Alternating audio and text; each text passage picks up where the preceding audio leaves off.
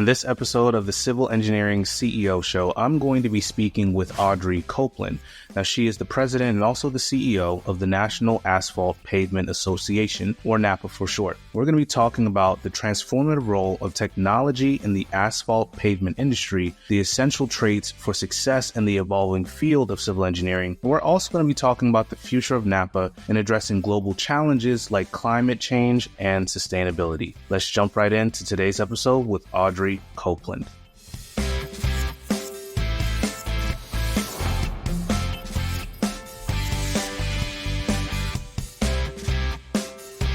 All right, everybody, it's now time for our CEO segment of the week with Audrey Copeland. Audrey, how are you today? I'm doing well, Matt. Thank you. Good. So let's just get started here with just a brief introduction to you so that all of our listeners can get to know who you are. So can you introduce us to who you are, how you got your start, and introduce us also to the National Asphalt Pavement Association, which you are the CEO of? And can you share what your primary goals are under your leadership as president and CEO of this organization? Sure. So, like you said, I'm Audrey Copeland, and president and CEO of NAPA is what we call it. And I've been in this role for 5 years. Been with the organization for 12 years as their head of engineering. And I guess I'll go all the way back to how I became a civil engineer, since this podcast is focused on civil engineering. And I have to give a lot of credit to my father. He was an electrical engineer, and honestly, growing up, I really never thought of engineering that much. But as I went into college, he really mentored me on how important it is to have a practical degree and something useful when you come out of college. And I enjoyed math and science, so decided to try that route and ended up falling in love with it. And so my career has brought me to the point now where I'm in this leadership role and had the opportunity to be exposed to trade associations, which is what NAPA does. And I'm sure a lot of your listeners are probably aware, but in case they're not, a trade association is essentially an entity that represents an entire industry. Typically, a lot of times it'll be at the national level, for example, representing their interest in the federal government, promoting the industry, and also just bringing the industry together in terms of networking and providing professional development opportunities and things like that. And so I just consider it a real privilege to be in this position. I get to work with business leaders, fellow civil engineers, and other engineers every day and learn from them. And so in terms of what we do at NAPA, well, our mission is very simple. It's to advance asphalt pavements. So we represent the companies that produce the materials that are used to construct our highways and roads. These companies not only produce those materials, but a lot of them actually do the road construction as well. And then we also have members who support the industry, such as equipment manufacturers, that build the big, heavy equipment to build the roads, chemical suppliers, additive suppliers, and things like that as well. And so I'm just really proud to represent this industry because there's over 4 million miles of roads across the United States, and over 90% of those roads are asphalt pavements. We also, a lot of people don't know this, but we are the most reused and recycled material in the United States based on rate. We're able to reuse I'm sorry, go ahead. I was saying that's interesting. Go ahead. Yeah, a lot of people don't know that, but we're able to reuse old roads into new roads, and we're able to do that at a 99% rate, which a lot of other recycled materials are only used up to 70 or 80%. So that's one of our crowning jewels of what we did. And then I'll just round out by saying that we have broad goals in our organization, and they really come under 3 pillars. Leadership, leading the industry nationally, and that means representing the industry at Congress, with the administration, and also being technical experts. We actually have a full suite of engineering team here, so we're proud to be experts in that area. We also lead the industry in terms of sustainability, and I don't mean just sustainability in terms of the environmental sense, but also the longevity of the industry, making sure that our product is quality, making sure the companies we represent have longevity in terms of looking out and then staying in business for, what do they need to do to stay in business for 20, 30 years or more? And then finally, our third pillar is that member engagement, where we bring the members together for meetings, networking, things like that, so they can learn from each other. Wow, that was a lot right there. But let me just try to bite off a little bit here and there. Number one, just huge shout out that I want to give to your father for getting you involved in the engineering at a very early age. I know that a father's influence, or a parent's influence in general, is very pivotal in determining where you end up in your career. So I just want to give a huge kudos to him, because, I mean, obviously he's raised a huge success story here.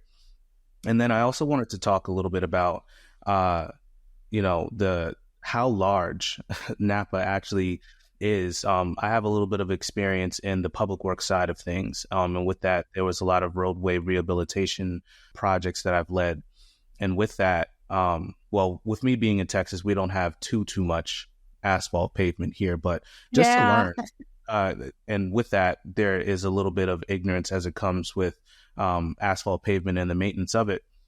But the interesting thing I heard that you had said that there's a 99% recycle rate that you can have on asphalt pavement. That's very interesting. So just to kind of siphon off here, just out of my own curiosity, what would the process actually look like as far as recycling asphalt pavement? Like, how do you actually get it to be reused? Is it like a heating process that goes into that, crushing maybe, or what do you do? Yep. Well, and inherent to the way we produce asphalt materials these days is heat. Okay. Essentially, so asphalt is, rock, and then something that holds the glue, something that holds it together. And it's the same thing with concrete. And so you mentioned earlier to me that you're in Houston. Houston does have a lot of concrete, based on its climate. And, as a civil engineer, I will say that concrete does have a place in some roads, just not most of them. So anyways, that aside, kind of back to the recycling is, so you've got this aggregate, which is the strength, the structural part of your road. And then you've got the binding agent, which is the asphalt. So you already have to heat that up in order to mix them and drive the moisture off the aggregate, because moisture is kind of the enemy in your asphalt mixtures, because it could cause them not to be able to stick together well or to come apart. So you're trying to drive that moisture off of your aggregate, and then you're heating up the binder to act as a glue. And so what's fortunate for us is that once that roadway that's down on, that pavement that's down on the roadway reaches the end of its design life, it can then be milled. And so that's the process of pulling it up off the roadway and also kind of, I guess, crushing it or milling it into smaller pieces. It can then be taken back to the contractor. So it's typically taken back to the contractor's plant. It's stored, and then it can be used in a new mixture, which is made at the plant when, again, you're combining that aggregate, the rock, as well as the binder. But the key for us, the reason we're able to be reused and recycled at the same level as the original mixture is because you can reactivate that binder. And you may not be getting all the original characteristics of that binder, but you're able to get enough to where it can form part of your mixture and provide some valuable benefits into a new road. So cost effective, as well as years and years of research have proven out that it can perform just as well. So that's really interesting. Yeah, that's really cool. I'm just thinking now, because now this is kind of driving me to think about all of the different industries that are included within NAPA. Like you would have obviously the general contractors that are handling the actual roadway repair, but then also, recycling facilities that are taking, the asphalt that's milled up and then selling it for profit. Wow, that's actually really a lot. That's really interesting. It has value, right? And so there even used to be a time where some of the road owners would take that material to use as base, and that's actually not getting the full value when you're using it as a base or as a rock substitute. So having to convince road owners, hey, let the contractor keep it. Let's put this into its highest value back into the roadway rather than using it as a base. And I think the industry has really evolved, since this first came about in the 70s and 80s when our country went through the oil embargo, or I guess our world went through the oil embargo. And so it's really evolved into seeing this as truly a valuable material, which is exactly what you're getting to. Yeah, and in a past life, I was aspiring to be an environmental engineer. So that's why it's so intriguing to me, because sustainability is really just a huge thing for me. Yeah. But, I ended up being in construction, which I also love. So Well, I there's had a just a love similar for both path. of those. That's actually what led my dad to, led me to engineering is I thought I wanted to do environmental law. So I was planning on getting a law degree, and my father was like, okay, that's great, but don't just study pre-law, still get a practical degree. So anyways, I thought I was going to end up doing environmental engineering, but ended up loving my structural engineering classes and focused on that in school. But then in my subsequent career and research, got into construction materials. So here I am. Again, I'm just, I think it's a great industry to be a part of. So I'm happy with how things turned out. It truly is. Yeah. All right. So let's move on to the second question here. So Yes. can you tell us a little bit about, reflecting on your journey to becoming the president and the CEO of NAPA? Could you discuss any challenges that you might have faced and encountered along the way to where you are right now? Yeah, sure. So I think what I'll start by saying is working for a trade association and leading an industry, you're dealing with challenges every day, and you are helping solve challenges for, an entire industry. So that's kind of the whole makeup of my job. But in response to this question, I think I'll kind of focus on the personal and professional side and what led me here. And I think at first, out of all the questions you sent me, this one was kind of one I had to go back to. I had to think about, because I've been fortunate to have people in my life who've mentored me and helped me. But at the same time, there were some challenges. And I guess what I would highlight is a couple examples. So first of all, I think when I was coming to this job, I came to this job from the federal government. And I actually had a great time at the federal government for the most part. And I thought that I might even make a career out of that. But just had some challenges in terms of, my first level boss was recommending me for promotions, but the second level boss was halting it. So when NAPA called me and started to recruit me, I was actually open to the conversation, where I think if I had gotten that promotion, I might not have been open to the conversation. So I think what I'll start out is by saying, when I was leaving the federal government and coming to a trade association, I had a colleague tell me, just express some negativity, right? Like, you are going to the industry. They're going to be only business oriented or bottom line oriented, or you might see, bad things or negative things. And I did not let that negativity get to me. I still took the risk, left a cushy job in the government, and decided to take on this challenge. And I can say that that was not the case. These business owners in this industry and these leaders, they truly care about their business, but they truly care about our country. They care about their people. It goes beyond just the bottom line. And so anyways, I didn't listen to that negativity. And then I think the second thing I would mention is I came in as a vice president into this role at a young age, and also coming from the federal government. So I think there were very few people in our industry who were questioning why NAPA chose me, right? And for better or worse, some people told me about that and let me know about that. And I could have let those voices get into my head, but I didn't. And I chose to just kind of set that aside, prove myself, work hard, and it all worked out. And now look where I am, And so I think what I'm getting at is, moving out of my comfort zone, taking risk, not listening too much to negativity that may come into your life. And then also, just, I think the final thing I would say is there were times in my career that I really had to trust people. And it may be people that I didn't even know very well, but for one reason or the other, I had to trust their advice. And that has paid off well for me in terms of giving people the benefit of the doubt and assuming that they are looking out for my best interest. So. Yeah, I hear that. And I mean, just again, kudos to you for being able to overcome those obstacles that you've seen.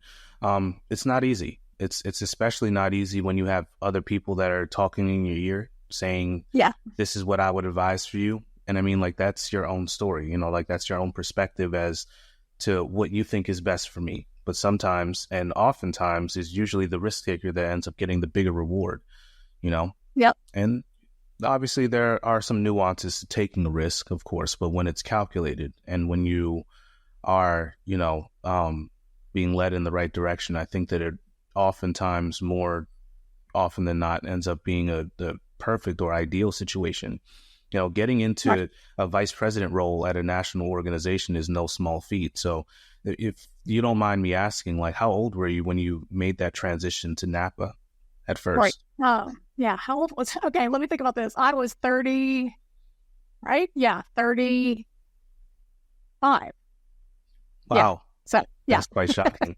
Right. It's quite shocking. It makes it, Wow. and hearing stories like that really Right, well, I makes guess, it successful. sorry, I just turned 34. Sorry to interrupt. Sorry, I just turned 34. So, Gotcha. yeah. Yeah. No, like, that's very inspiring to hear, that you've made that transition to a vice president role at such an early age. Like, it really puts things into perspective, because when you graduate college, you might be anywhere from 22 to 25 or so. 10 years after that, you're the vice president of an organization. That's a huge feat. You know, Yeah. It really kind of, you know, puts things into perspective for me as well, because I'm turning 32 this year.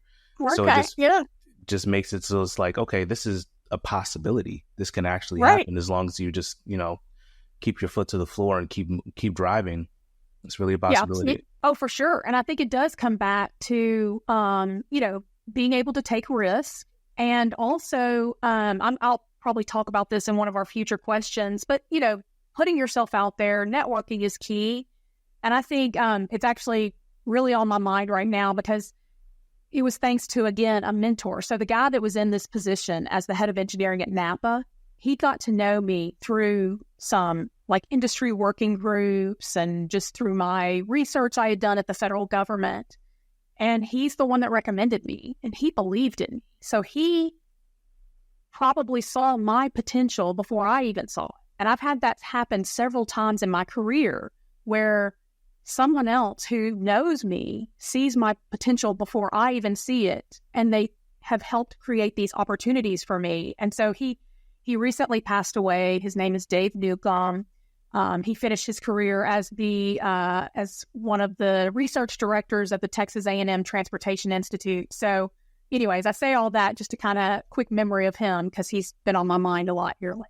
So, but I think, you know, just wrapping that up is letting people help you. And when someone comes to you in a very positive sense like that, like, hey, I think you should look at this opportunity, you know, take it to heart. So, because they probably see something in you that you might not have even picked up on yet.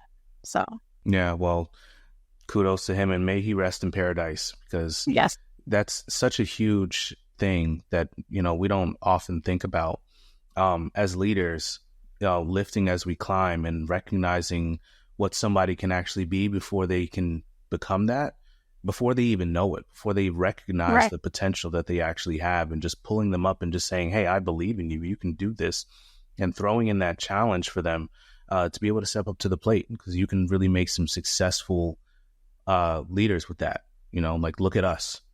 You know, it's a huge thing. So now that we're starting to talk about leadership, let's talk about management styles. So how would you describe your management style, and what do you think your staff would say about your approach to leadership? Okay. Yeah. So I think, so just kind of as a leader and in the position I'm in now, as in terms of leading an organization, my goal, and it's similar to what other leaders will say, you know, it's hire the best, you know, hire the smartest or most capable people you can, and get them the resources they need, and then kind of stay out of their way. I mean, obviously they're going to need guidance. The buck stops with you. You know, you're the ultimate decision maker in some cases. So, but for the most part, you want to stay out of their way and not micromanage, but be able to come to a decision quickly, because things need to move along. And so I'd say my approach, or my leadership and management style, is very collaborative. I love it. If there's something that's not just obvious to me, in terms of like a decision, I love taking it to our teams or whoever should be part of that decision and getting their input. And 9 times out of 10, it is always very helpful. And it may even give me a perspective on the challenge or on the decision that I didn't even see. So love to be very collaborative. And I think one of the other things that has helped me is being able to put myself in other shoes. So thinking of how someone else may interpret a decision or think about something, I think has been very helpful in terms of my leadership. So, and I think just a couple things in the way others might view me or look at me. I'm always asking for feedback. And I know in my position, people may not always be completely forthright with me, but I do feel fortunate that, so for example, just recently we had our big annual meeting. So our staff was spending a lot of time together, and we have a new hire that we're very excited about that's leading our alliance. And he told me that, a couple of our staff had come up to him and said, "You're really going to enjoy working for or with Audrey. She's a really good leader." And he gave me that feedback, which I really appreciate. And then we had another employee who came to lead our communications. And I remember I think he gave me like the first press release he had done for NAPA, right? And I think I made one small little edit, and then I sent it back to him, and I was like, "Hey, it looks great. Run with it." And I remember him coming to me and saying, "Oh my gosh, I'm used to people bleeding all over my stuff or rewriting it or, changing everything." Yeah. And I was like, "No, listen, I hired you for this, right? This is great. Why would I, And so the fact that he was getting that freedom and that and he's been a valuable employee to this association. And so, whatever I can do to increase confidence, and then also whatever I can do to just empower people to do their jobs and do what they enjoy. That's kind of how I try to approach things. No, I love that a lot. I also think that I have that same exact collaborative mindset when it comes to team building and also leadership, just because I think that a common thing that we both have here is empathy for other people and just getting to know people on a more cognitive level. Like, how do you think? How do you act? Like, how has and maybe not this deep, but I often think about it sometimes, like, how has your past influenced who you are today? Your thinking style, your approach to different things, or your approach to a project in specific, just getting to understand those things in a specific person or an employee, I think helps a lot with your expectations of them, what they can actually deliver, what they can do to help to drive your company forward.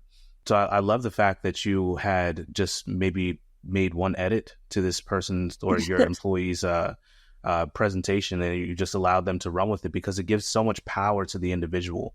And there's something that we talk about very often here at EMI in one of our training programs.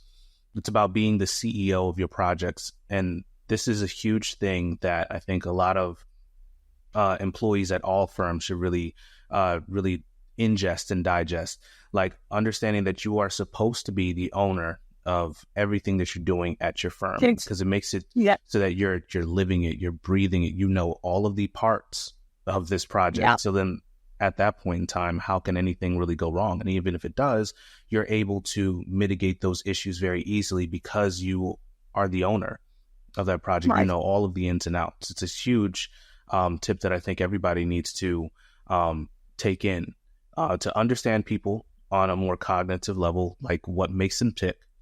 Yeah. Giving people power and also just ownership. Yeah, for sure. I mean, I think also like that, I think you alluded to this too, that whole team, the value of a team. So knowing that what it can do for individual employees themselves to know that it is all about a team. So if we rise, we're rising together. And if we fall, we're falling together.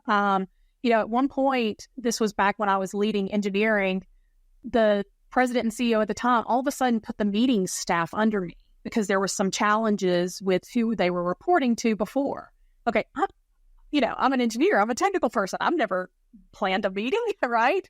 So, but what it came down to in terms of empowering that meetings team, which led to a successful event, because we were in the throes of planning a national technical conference was that it became successful because they knew if they failed, it wasn't just going to be them blamed. Whereas maybe with past leadership, they were fearful that if something went wrong, they were going to be blamed. Or, probably were scared they might even lose their job. And so what I've tried to do is always tell folks we're in this together. And that was the first thing I told them when I realized that I was kind of in charge of this team and going to have to ensure their success, was telling them, hey, if anything goes wrong, we are all in this together. You're not going to be blamed. And so anyways, it kind of also goes back to that whole team concept. And I think that's where growing up playing sports, I grew up playing softball and stuff, and just playing sports in the neighborhood really helped reinforce that importance of teamwork. Yeah, I get that 100%. So moving on here, let's talk about the National Center of Asphalt Technology. So I hear that you are also a part of that as well. So what is your role with NCAT for short? And also let's talk about both of the roles that you have with NAPA and NCAT. Now, how do you envision technology shaping the future of civil engineering, specifically in asphalt pavement? Yeah, sure. Thank you. So just to give you a little background on the National Center for Asphalt Technology that we call NCAT, this is a research center that's at Auburn University. It was established over 25 years ago by the asphalt industry. We knew we needed a center to help develop research as well as conduct research in terms of improving asphalt pavements, as well as ensuring quality and things like that. So it is this suite of laboratories as well as a 2-mile test track in Opelika, Alabama, where they run triple loaded tractor trailers around this track 18 hours a day. And so what they can do is they can compress 10 years of highway truck traffic down into 3 years. And they cycle this every 3 years. And I think what's really cool about NCAT is even though it was started and endowed by the industry, they have become so successful. They are so credible that the majority of their funding now is from state Department of Transportations as well as the U.S. Department of Transportation. And so I think that's just, like I said, a real testament to their credibility and what they do down there. And so a lot of the technology that's influenced the quality of our roads has come out of NCAT. And so I think what I'd start by saying is that, and also my relationship to NCAT now is as president and CEO of NAPA, I sit on their board. And so I'm able to help advise them. It's probably one of the, I think, largest and most successful centers in Auburn University's College of Engineering. And so it's great that we are able to have a relationship with the leadership at Auburn University as well. But what I would say is that, technology can take on many forms, whether it's software, new materials, new equipment, and it can all be very exciting. And so I think for the asphalt pavement industry, because of the environment we work with, so the road owners are typically like state DOTs or agencies, right? And they can be very conservative, which is understood because at the end of the day, they report to the taxpayer. And so technology implementation, I should say, can be very slow in our industry. And so some of the biggest advances has been on the material side in terms of being able to produce asphalt mixture at lower temperatures, the recycling I talked about, advances in asphalt plant technology in terms of lowering emissions, using less heat, things like that. But I think what's looking promising for the future is a couple of things. Obviously, artificial intelligence is taking things by storm. Automation, being able to operate equipment remotely. One of our biggest challenges in our industry is keeping our road workers safe, right? Because they're on the roadway, they're working at all hours of the day and night, and people are zooming past them at 70 miles per hour. And now people are on their phones, they're distracted. And so it is a true challenge. So I think one of the first things I'd like to say to your audience is please be aware in work zones, But I think in terms of keeping folks safe, there's a lot of advances going on in terms of keeping those work zones safe. And then, like I said, even taking people out of the work zone. So you still have a person who's operating the equipment, but they're operating it from an office or off-site somewhere. So you're keeping them safe. And talking about artificial intelligence, I mean, obviously that's still evolving. But one of the things that we've done at NAPA, we had a real challenge because we have a lot of publications. We have a lot of industry knowledge documents, and they were very difficult to access. So we partnered with one of our members who does software development called XBE to develop an artificial intelligence chat GPT tool that we call Hey NAPA. And it is populated by all of our publications as well as NCAT. And so you can type in any question you want about the asphalt industry, or if you need something done, a training course developed or something, you can type it into it. It's interactive and it'll give you an answer. I think the key here is it also gives you the references. So if you want to go back and look at those references, you have a list of where that information is coming from. So that's kind of something exciting that we're doing at NAPA in terms of technology. And then just real quick, kind of going back to NCAT, I do think, really coming from the research side of things, in some areas, there's always going to be a need for real world testing, right? There's just some things you may not be able to model or predict.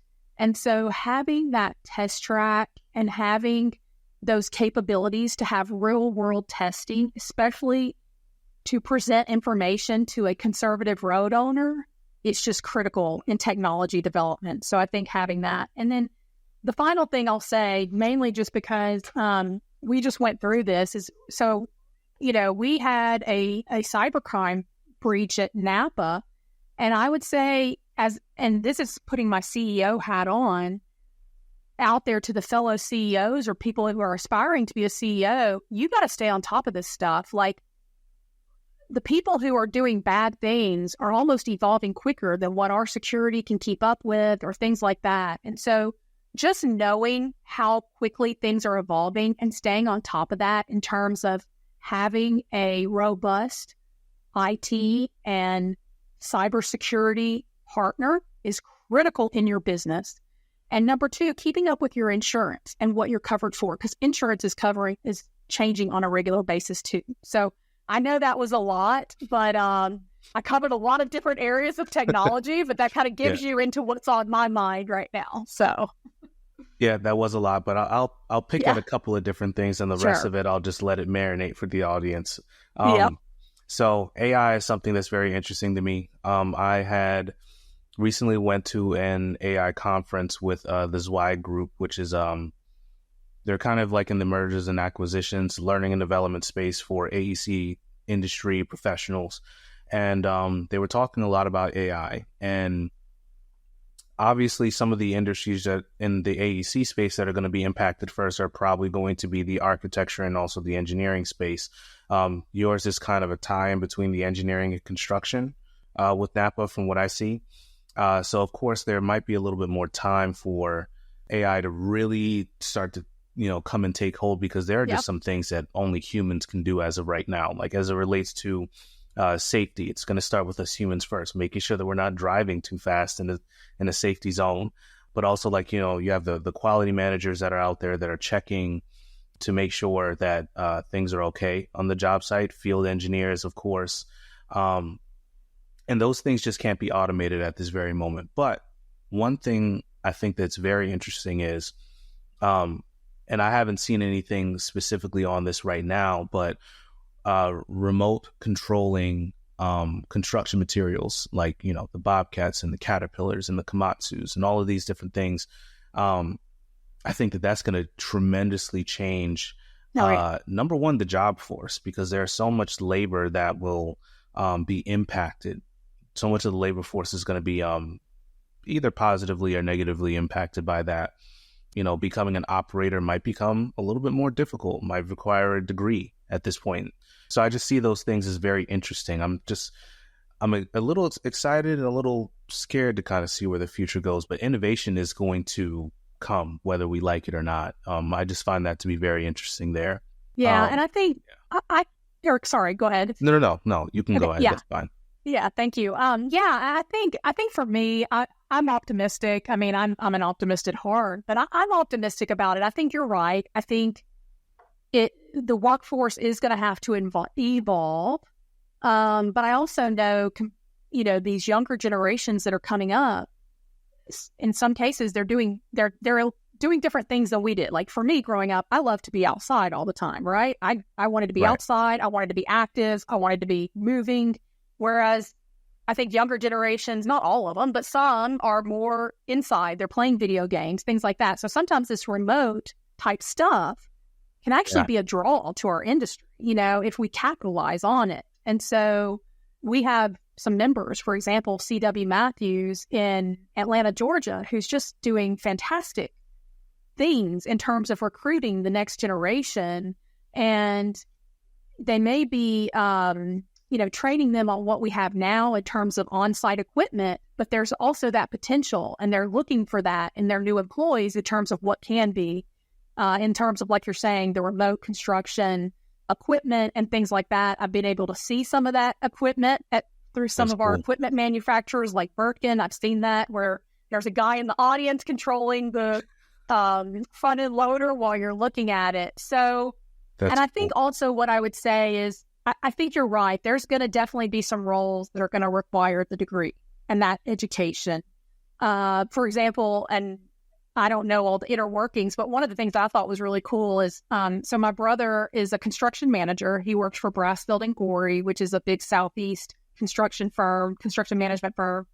And they have a whole division now for virtual design.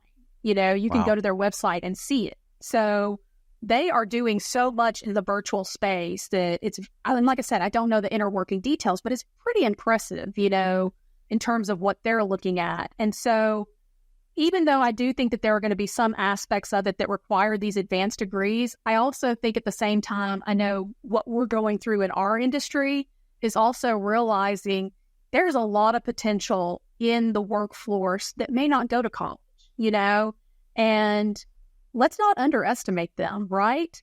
They're very much needed. Not everyone has to go to college. And what can we do to create those opportunities and career paths for those folks, and also ensure that what they are doing and contributing to our country, the building of our infrastructure, is respected and recognized just like the others as well. So, now that you've mentioned that, I kind of want to backtrack on the advanced degree thing that I was just mentioning earlier about the construction field, because I think that I could definitely see, maybe like in high school or like the magnet schools or something for that matter, they may have some programs where kids can actually learn about these things at the early stage. Internships might start to, recruit people at like earlier ages to like kind of groom them up.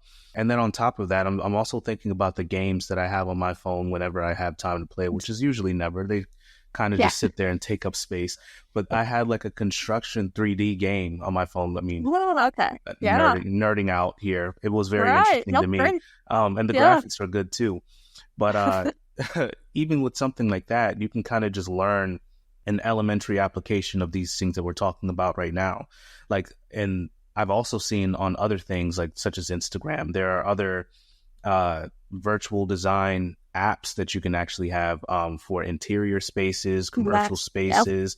So maybe I'm being like a little too negative, and I need to be thinking a little bit more optimistic about it, because it's already here. It's already here. And because one day I just woke up and I saw that my daughter had my phone, because they always like to steal my stuff, of course. Oh, yeah. Well, she's over here and she's using the backhoe and stuff, and she's lifting the dirt out of the ground. And I'm just like, what the, I don't know how to do that. I didn't know how to do that. So I don't know.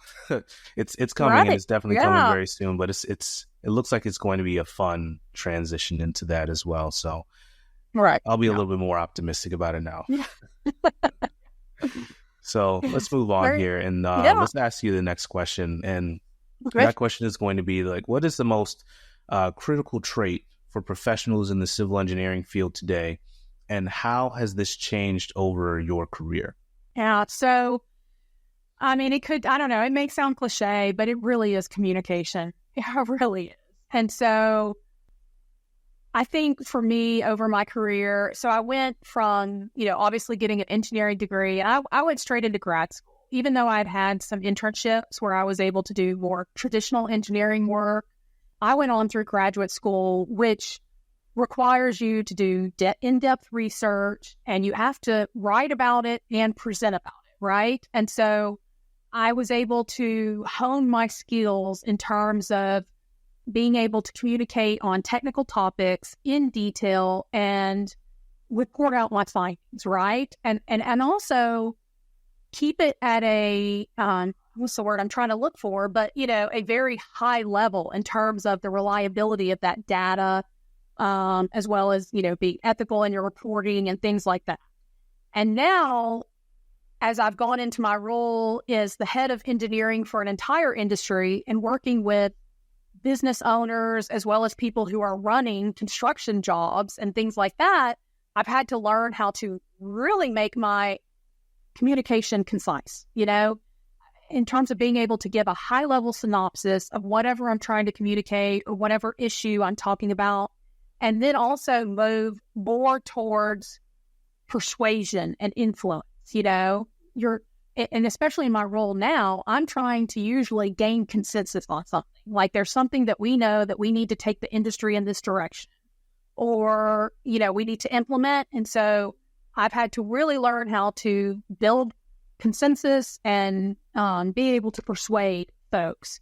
And so what this boils down to is I pretty much assume any business owner or leader that I'm talking with, I pretty much assume that they're not going to read over a page. And I'm not saying that as an insult, right? I'm saying that because they're busy. So you have to be able to distill your information down into half a page, 1 page, definitely not over 2 pages. I mean, if it's a real critical issue, obviously you can go longer.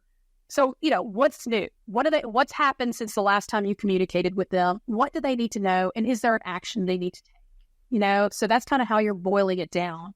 And what I've done is I've also tried to implement here at NAPA is even putting that into email subject lines, right? So I try to encourage my staff, whenever you're sending an email, put in the subject line before the actual subject for review or need action or read only, review only. So that way the person receiving that knows what is expected of them.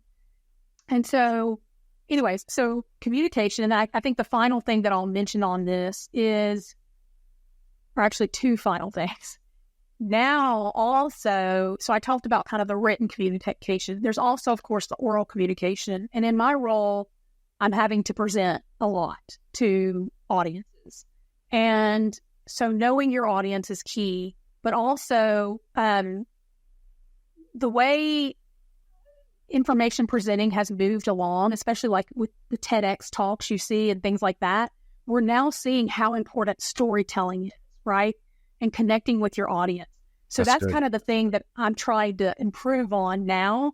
And it's a bit of a challenge in my role because I represent an industry that works across the nation. And so a lot of times I'm trying to just get out as much information to them as possible in terms of what we're working on, and giving them updates and things like that. But that can get lost when you're giving them too much information. So anyways, one of the things I'm trying to do now is kind of improve as being a storyteller. And then we were talking about critical traits. So I mentioned communication. The other thing I would mention is, and I don't know that it's a trait, but knowing yourself, getting to know yourself, being able to, and when I say get to know yourself, I mean getting to know your inner voice, right? Because that inner voice and your gut is going to help you. So however you can, through your experiences, through, reading or whatever it is that resonates with you, get to know your inner voice and get to know yourself, because there's some people who may have leadership opportunities, but perhaps you shouldn't be in a leadership role because it's not something you enjoy, or it's stressful for you, or, being honest with yourself. Like, so for me, what I went to get a Ph.D. because I wanted the option to be a college professor. Well, at the college professor level, and typically a tenured college professor in engineering, you're having to do research, right? A lot of research. And then, of course, manage the students who are doing the research. That part I would probably like in terms of being with the students and managing them. But through my experiences, I finally had to kind of look in the mirror and realize I don't want to do research the rest of my life, right? This is not how I enjoy spending my time. And I'm grateful for the opportunities I've had to be in a role where I'm at now. But, after going through so many years of school and then realizing, doing research all the time is not where it's at for me, I kind of had to accept that and know that about myself. So communication and knowing yourself and learning your inner voice, because that inner voice can really help guide you. So. Yeah, I like that a lot. And I think that those are great tips.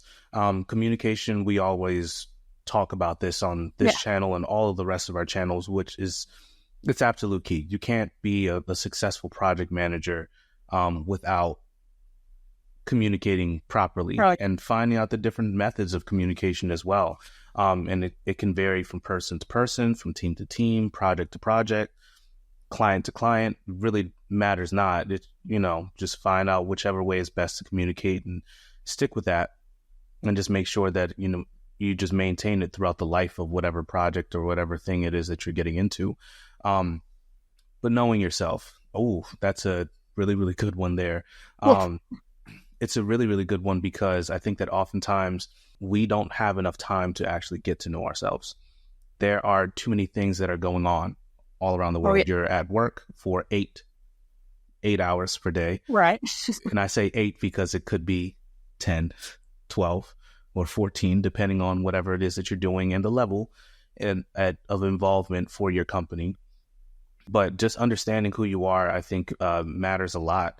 Because I think that sometimes we see something and we have this vision for what it's actually like, but we've never tried it. We've never tested it, never spoken to anybody that has the experience of doing, said thing.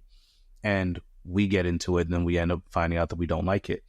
I'm a firm advocate, and I believe in just having all of your ideas, lay them out like cards on a table.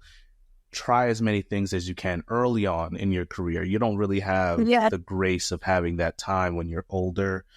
Yeah, you can, but there are some nuances with that, some risks that you might not want to take at an older age.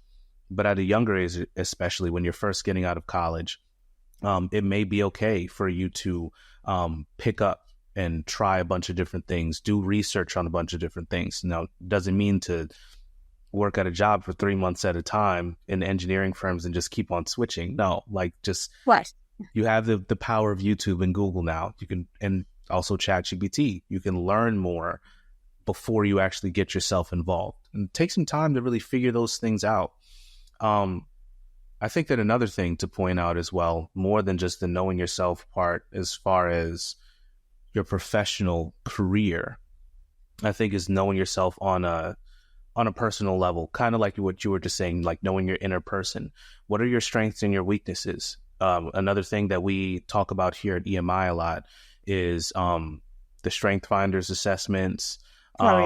There's also an AEC industry PM behavioral assessment that we are conducting now, where we tell individuals in engineering firms, hey, take this assessment, because it's going to identify your strengths and your weaknesses based on PMI's framework, telling you what you're good at and what you probably need some improvement in, whether that's going to be the initiating, the monitoring, controlling phase, the closing phase, whichever one it may be.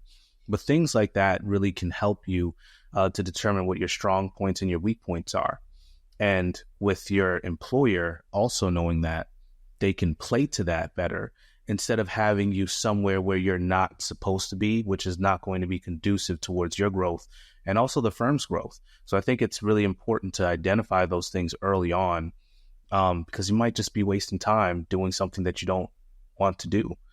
Yeah. I completely agree with that. And I was fortunate that when I came to NAPA, my supervisor, who was the president and CEO, pretty soon after, he put me through a creative leadership course at the Center for Creative Leadership. And this was at the recommendation of one of our members. It was a week-long course.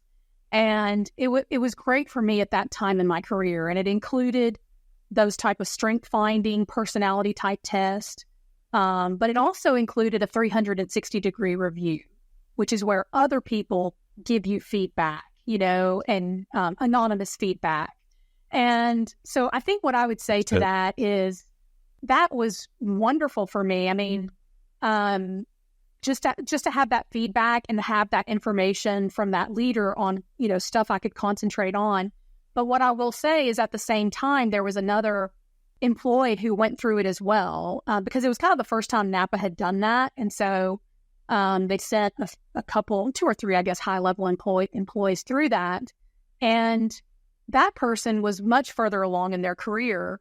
And there was a realization that person could have used some of that feedback much earlier on, right? And so I think what I would say to the audience, especially those younger in your career, when you do get those opportunities to start managing or coming into more collaborative roles, if your company is not providing those opportunities for you to get to know your strengths or to have 360-degree reviews, ask them. Go ahead and just ask the question, hey, could I do this? Could I participate in this leadership course? Like I said, I was fortunate that NAPA created that opportunity for me. And while I was with the federal government, I also got to go through a visionary leadership course, which you had to be selected for. So those things came out of my job. But if you're not getting those opportunities, just go ahead and ask, because you are exactly right. They can be invaluable in giving you feedback that will truly help you improve and help your career. So looking towards the future, how do you see your role at NAPA evolving in response to global challenges, such as climate change and sustainability within the civil engineering sector? Yeah. So first of all, I just want to say that thankfully at NAPA, we're kind of ahead of the game, even though this is a huge, huge challenge, right? It's a global challenge. But I already mentioned the recycling aspect. That's just one aspect of what we do. But about 10 years ago, our member leaders went ahead and invested in NAPA taking leadership in developing environmental product declarations for asphalt mixtures. And in case you're not aware, so an environmental product declaration, an EPD, is essentially a label that can be put on a product that tells the environmental impact. Just like you would have a nutrition label on food. And what's happening is owners of roads or even people who purchase different products are starting to demand EPD to know what the environmental impact of that product is. And so our industry decided to invest in developing that for asphalt mixtures. It is not only an expensive, but a very time-consuming process because it has to meet international standards. You have to develop, the rules that you're going to play by in terms of these environmental product declarations, and it has to be independently reviewed by third parties. And so proud to say that we are able to offer a tool that can calculate EPDs for asphalt pavements. And so then along with that, at the time we developed that, they weren't being required, but we knew we could kind of see the tea leaves or the writing on the wall. Soon enough, people are going to start requiring this. And so we wanted to stay ahead of it. But now what we've seen is not only have we seen a focus with this administration right now, this presidential administration, in terms of a focus on climate change and reducing emissions, I think we're also seeing a generational change. I think with the younger folks, it is just going to be expected in terms of what are you doing as a company and as an organization to reduce your emissions? And so we put together, this is our little brochure, The Road Forward, which is essentially the asphalt pavement industry's commitment to going net zero by 2050. So for us, having that leadership was also a way to have a seat at the table, because the federal government is starting to make decisions in terms of how construction materials are chosen, not only for their projects, but other projects as well. And we wanted to be able to be part of that conversation. So that's why it was important for us to be a leader. The other thing I would say is, and this is talking through our members who invest in companies that are starting up or companies that are addressing the big infrastructure and transportation challenges. innovation is going to be key among the industry. Our government cannot do it all. And with the retirement of a lot of baby boomers, a lot of knowledge is going out the door, and it's hard to replace that. And so I think the role of industry, private companies, the role of innovation entrepreneurs is just going to become more and more important as we go forward in terms of tackling these big issues like climate change. And then finally, the final thing I would say that excites me is the folks who are looking at multiple ways to use roads. Like, right now you build a road out of rock and binder, and it gets traveled on and reaches the end of its design life. And then if it's asphalt, it's recycled. But is there another way we can use our roads? Can they somehow produce energy, harness energy? Can they be part of the 5G network? Can they recharge the battery of electric vehicles as you travel on the road? And so I think there's going to be a lot of innovation and creativity in that area. We're already seeing it in some aspects, like the solar roads. They're using a lot of these technologies actually on a strip of highway between Alabama and Georgia. It's called the Ray. And so even though these technologies have not hit mainstream yet, people are still looking into them. So I think that's really exciting. And then the final thing I'll say is just with all these changes, these exciting changes, a lot of the things that we value in our roads right now are going to stay the same. So having a smooth road, because most of the emissions that comes from the life of a road are when the vehicles are on, the trucks and the cars. That's when a lot of the transportation emissions are being produced over a 20, 25-year road lifespan. So keeping that road in good condition and keeping it smooth in order for those vehicles' emissions to be as low as possible is part of the equation of even having, lowering the further emissions of combustion-powered vehicles. So anyways, my point there is to tackle these challenges, we still need significant investment in infrastructure. And it's been challenging to get highway investment through this country for years now. The gas tax, which funds our roadways, has not been raised since the 90s. So being able to have that investment to keep those roads in good condition is still very, very important. So appreciate the question. Oh, that's interesting that you say that the gas tax has not been raised since the 90s, because my checking account clearly does not reflect that. Now, that might not be the state level. At the state level, there's definitely been increases. But essentially, that's what's happening. Since the federal government is not increasing the investment, the states are having to come in and increase it there. So, you may still be hitting your wallet, but... it's all good. I'm in Texas, so it's a little cheaper here, which is good. But coming from where I'm from, back on the East Coast, Maryland, to be exact, there are some areas where I'm just like, where I live. Oh, really? Okay. Yes. We're in NAPA, even though we're Washington, D.C., we're based out of Maryland, and I live in Maryland. So, I saw that you went to school in Maryland. So I thought that was great. Yeah. So that's interesting to know. Did not know that, but I'm pretty sure that more than anybody else. It's a little bit expensive. But that's all interesting to hear. There's so much innovation that's going on here, and it's kind of hard to soak all of that in. There's so many different areas that need improvement as far as like our roadway systems in general. I mean, we have the ARPA funding, which is going towards a whole bunch of different rehabilitation projects, and what you were saying about the House right now and trying to get funding out for these different projects for sustainability initiatives. It's a lot to take in. So like, how do you guys prioritize that? Like, how do you prioritize what you are working on as far as initiatives go for the future? Right. So for us, it really boils down to our strategic plan. So we have a strategic plan. This has been member driven, member input. So it's not just us, and so we pretty much take anything back to that and make sure it aligns with that. And first and foremost on our strategic plan is increasing investment in highway infrastructure. And so, and we know that we cannot do that alone, right? NAPA is not going to completely solve that issue.